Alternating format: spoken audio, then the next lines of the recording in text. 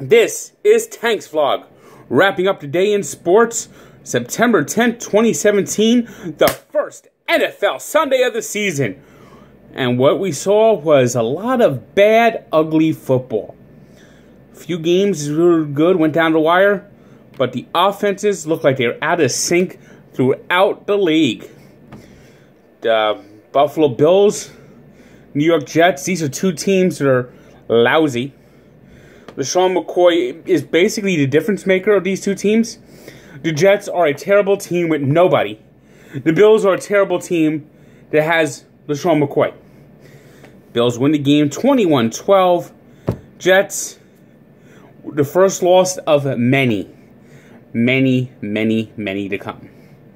The Atlanta Falcons, they were in Chicago today. And you know, up 23-17, they got that terrible feeling of deja vu. The Bears are driving down the field, driving, but then they just could not get the ball in the end zone. Couple drop passes, and the Falcons held on for a 23-17 win. The big play was a nice long reception by Austin Hooper, where he just emasculated the Bears defensive back. I mean, the ultimate stiff arm. I mean, he just he stiff armed him into the ground. So the Falcons are 1-0, and the Bears are 0-1. But I guess that's a moral victory. George Halas never counted moral victories, but these Bears today do. In Cincinnati, Joe Flacco played and was solid. But Andy Dalton, he's a dandy, Andy Dalton. Dandy, do or die. When the game is on the line, he'll throw an interception. That is the dandy Andy way. 4 picks for the Red-Headed Menace as the Cincinnati Bengals put up a goose egg at home. 20-0 final. It's going to be a long season for the Cincinnati Bengals. On the other side of Ohio, the Cleveland Browns, they played decently. They were in the game all the way. But in the end, it's just another loss to the Pittsburgh Steelers. 21-18. DeShone Kizer, not a bad debut. But Antonio Brown, up and down the field, 182 yards against them. And it's another loss, 21-18. In Detroit, the Detroit Lions tried to throw the game away. They were down 10-0 in the first quarter. I mean, pick sixes, botched snaps in the end zone, botched snaps on extra points, turnovers. But in the end, Carson Palmer threw the big turnovers. Carson Palmer looks finished. Totally done. And just like last year, the Lions had all those big fourth quarter comebacks. They scored 20 points in the fourth quarter. Matthew Stafford showed that he is worth the money, throwing 4 touchdown passes. And what you got is a Lions victory. In Houston, the Texans have a problem. Offense, terrible. Tom Savage, terrible. Deshaun Watson came on the second half. He was a little bit better. But the Jacksonville Jaguars went down to Houston and stomped a mud hole in them. Calais Campbell, what a debut for him. One of the big offseason signings for the Jaguars. 4 sacks. Leonard Fournette in his debut, 100 yards rushing and a touchdown. And the Jaguars, the Jacksonville Jaguars, are the top team right now in the AFC South.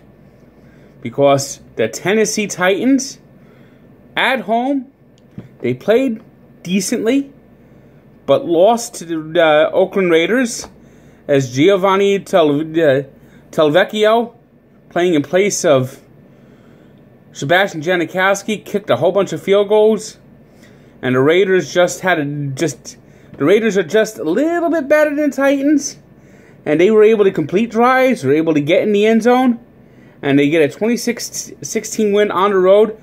Tell you, watch out for the silver and black. If they're able to win the game in Tennessee, that means they are really going to be a tough team to beat this year. Derek Carr looked sharp in his return from the broken leg, 262 yards, 2 touchdowns. Marshawn Lynch had a solid game in his first game back from retirement. So the Raiders, a great start. In Washington, the Redskins, not a good start.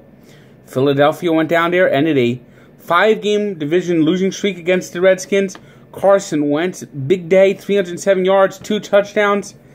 And the Redskins, that bad off season looks like it's coming back to haunt them. I tell you, that's an organization that's just a giant mess. And speaking of messes, the Indianapolis Colts, oh my God. If ever a coach is going to be fired after the first game, it's going to be Chuck Pagano. The Indianapolis Colts did not come out to play. They were not ready to play today. It was a brutal performance in L.A. Brutal! Brutal! Brutal! 46-9. They should be embarrassed. The Colts should hand their checks. Every member of that Colt team should put their money in charity because they don't deserve to be paid for how bad they played today.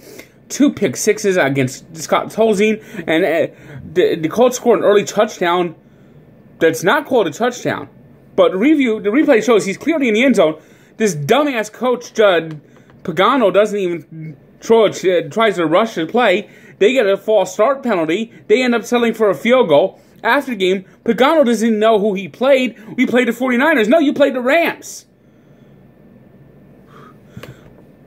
I tell you, if I was the owner of the owners, his name would be Chuck Pagano. After that one. Probably one of the featured games of the day, the Seahawks and the Packers, the 2 winningest teams in the NFC over the last 5 years, played at Lambeau Field. And the Packers got off to a slow start, but their defense kept them in the game. They're only down 3-0 at the half. And then Rodgers had a strong second half. Packers leave 17-9 win. Russell Wilson just does not like playing in Lambeau Field. That's probably one of the biggest places where the Seahawks have struggled over the recent years. Then you got the Panthers looking for a bounce-back season. Great performance up in San Francisco. 49ers are a team that's clearly rebuilding. Brian Hoyer is not the answer. Terrible, terrible game.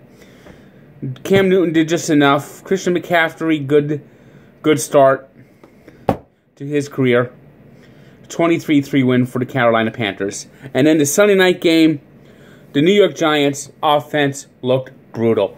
I don't know how bad Odell Beckham Jr.'s leg is, but he told the Giants he will not play if he needs to wear a brace.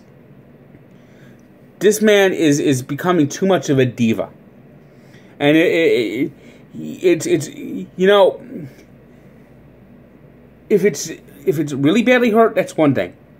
But if he's injured, that's one thing. But if he's just a little achy, he's got to get there on the field. And they clearly missed him. The Giants' offensive line is brutal. I don't think the Giants' offensive line can stop a pack of Girl Scouts from getting at Eli Manning.